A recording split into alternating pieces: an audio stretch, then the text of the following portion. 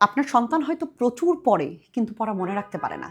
অধিকাংশ গার্ডিয়ানের এই একটা আম অভিযোগ বলবো না, মানে একটা আম খুব কষ্টের জায়গা যে আমি নিজেই মা হিসেবে ফিল করি যে আমার বাচ্চাটা পড়ছে।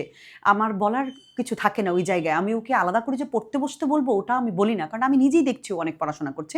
কিন্তু মনে রাখতে পারে না। পরীক্ষার খাতায় তেমন ভালো রেজাল্টও আনতে পারে না। এই এই যে মনে রাখতে পারে না এবং কেন ভালো রেজাল্ট করে না এত পড়ার পরেও, এই ব্যাপারে আজকে কয়েকটা আমি কারণ উল্লেখ করব। দেখবেন কারণগুলো মিলিয়ে। প্রথম কথা হচ্ছে আপনার বাচ্চা পড়ে, পড়ার জন্যই পড়ে। পরীক্ষার রেজাল্টের জন্য পড়ে।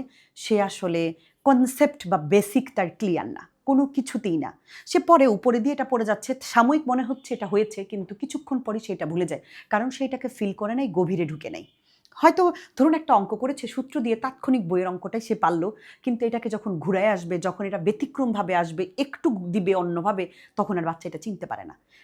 সে বইয়েরটা ভালোভাবে করেছে, কিন্তু এইটা বিভিন্নভাবে আসলে সে কিভাবে করবে তার মানে এটার গভীরে সে ঢুকে নাই। প্রথম ভুল। দ্বিতীয় যে আরেকটা সমস্যা হয়, অধিকাংশ বাচ্চা শুধু পড়েই যায় সারা বছর, কিন্তু রিভিশন দেয় না। এবং রিভিশন দেওয়ার যে একটা সিস্টেম আছে এটাই অনেকে বোঝে না।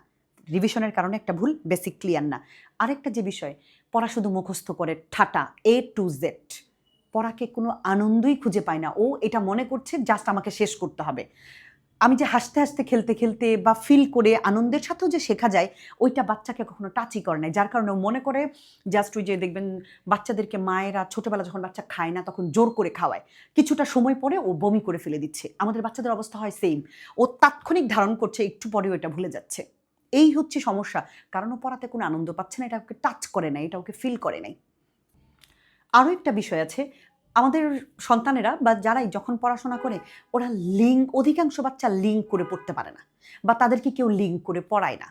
যেমন ধরুন, আমি কাজী নজরুল ইসলাম ১৮৯৯ সালে জন্মগ্রহণ করেছে। ও অন্য একজনের জন্মসাল পড়তে গিয়ে দেখলো যে ও এটা অনেকগুলো সাল যখন একসাথে হয়ে যায় মনে রাখতে পারে না। তখন কি করবে, যে ধরেন ১৮৯৯ এর আগে ২ বছর আগে কেউ জন্মগ্রহণ করেছে।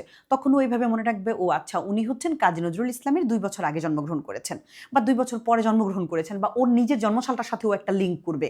এই যে একটার সাথে আরেকটা লিঙ্ক করে পড়া, এইটা আমাদের বাচ্চারা করে না। আমাদের বাচ্চারা শুধু পড়েই যায়। এবং 7 এর পরেও যে 8 এ কাজে লাগে, 8 এর পরেও যে 9 এ কাজে লাগে, 9, 10 এর পরেও যে ইন্টারে কাজে লাগে, ওই লিঙ্ক করতে পারে না। যেমন ধরুন একটা প্যারাগ্রাফ আপনার বাচ্চা পড়েছে, টি প্লান্টেশন। এই প্যারাগ্রাফটা সে 7 এ একবার পড়ল, আবার 8 এ একবার পড়ল, আবার 9, 10 এ একবার পড়ল, আবার ইন্টারে গিয়ে আবার পড়ল। কিন্তু আমি যদি বলি হয়তো 7 এ সে ছোট্ট করে পড়েছে, ওইটার সাথে ২-১ টা লাইন এড করলে এটা কিন্তু 80 হয়ে যায়। আর একটু যদি বড় কিছু আরো ২-৪ টাও লাইন এড করে তাহলে কিন্তু এটা 9, 10 এর জন্য পারফেক্ট। আর 9, 10 এর জন্য যেটা পারফেক্ট, ইন্টারের জন্য কিন্তু এটা পারফেক্ট।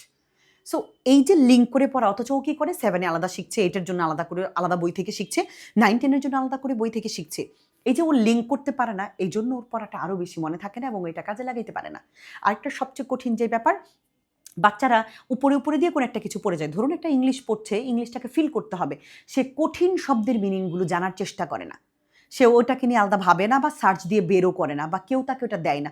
একটা মোটামুটি ভাবার্থ করে সে যায়। কিন্তু ওই অর্থটা জানলে এটা নিয়ে সে যখন রিসার্চ করবে, এটা খুঁজে বের করবে, এটা নিয়ে যখন সে একবার লিখবে, তখন এটা তার ব্রেনে অটো সেট হবে। এটা কিন্তু সে আর ভুলবে না।